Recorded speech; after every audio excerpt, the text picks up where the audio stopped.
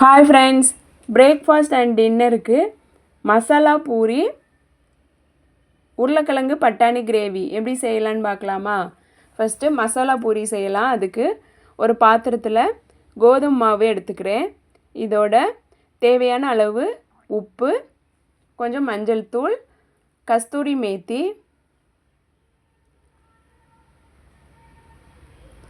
இதோட கட் பண்ணி வச்சுருக்கிற கொத்தமல்லி இலை, சில்லி ஃப்ளேக்ஸ்,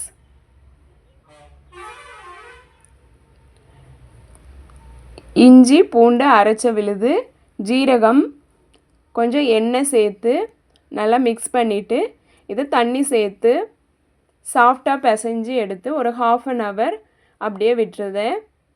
1/2 hour கழித்து இந்த மாவை சின்ன சின்ன பாலாக உருட்டிக்கிறேன்.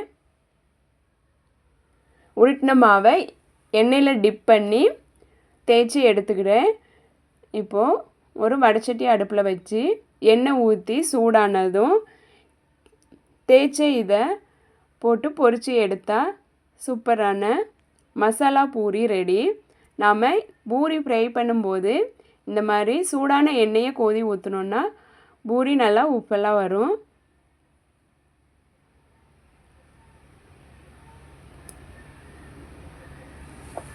எப்போவும் ஒரே மாதிரி பூரி செய்யாமல் இந்த மாதிரி டிஃப்ரெண்ட்டாக மசாலா பூரி செஞ்சு கொடுத்தா குழந்தைங்க விரும்பி சாப்பிடுவாங்க. இப்போ இந்த மசாலா பூரிக்கு சைடிஷ்ஷாக பட்டாணி உருளைக்கிழங்கு கிரேவி எப்படி செய்யலான்னு பார்க்கலாமா? இதுக்கு நான் பட்டாணியை ஊற வச்சு எடுத்துக்கிட்டேன். இப்போது ஒரு குக்கரை அடுப்பில் வச்சு எண்ணெய் ஊற்றி பட்டை, சோம்பு, கிராம்பு, ஏலக்காய், பிரியாணி எல்லாம் சேர்த்துக்கிறேன். இதோட கருவேப்பிலை, கட் பண்ணி வச்சுருக்கிற மிளகாயும் சேர்த்துக்கிறேன். ஒரு பெரிய வெங்காயமும் நீளமாக கட் பண்ணி சேர்த்துக்கிறேன். வெங்காயம் நல்லா வதங்கினதும் இதோட இஞ்சி, பூண்டு, பச்சை மிளகாய், தக்காளி சேர்த்து அரைச்ச பேஸ்ட்டையும் சேர்த்து வதக்கி விட்டுக்கிறேன். தக்காளி நல்லா வதங்கினதும் இதோட மஞ்சள் தூள் சேர்த்துக்கிறேன். இப்போ வாஷ் பண்ணி கட் பண்ணி வச்சுருக்கிற உருளைக்கிழங்கு, ஊற வச்சுருக்கிற பட்டாணியும் சேர்த்து மிக்ஸ் பண்ணி விட்டுக்கிறேன். இதோட தேவையான அளவு உப்பு சேர்த்துக்கிறேன். இதை லோ ஃப்ளேமில் ஒரு 5 minutes வேக விட்டுக்கிறேன்.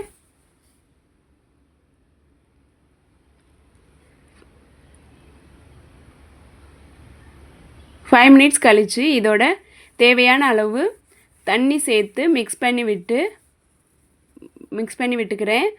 இப்போது இந்த குருமாவுக்கு ஒரு மசாலா அரைக்கிறதுக்காக மிக்ஸி ஜாரில் தேங்காய், ஜீரகம், சோம்பு, 1 ஸ்பூன் கடலைப்பருப்பு, கொஞ்சம் முந்திரி பருப்பு,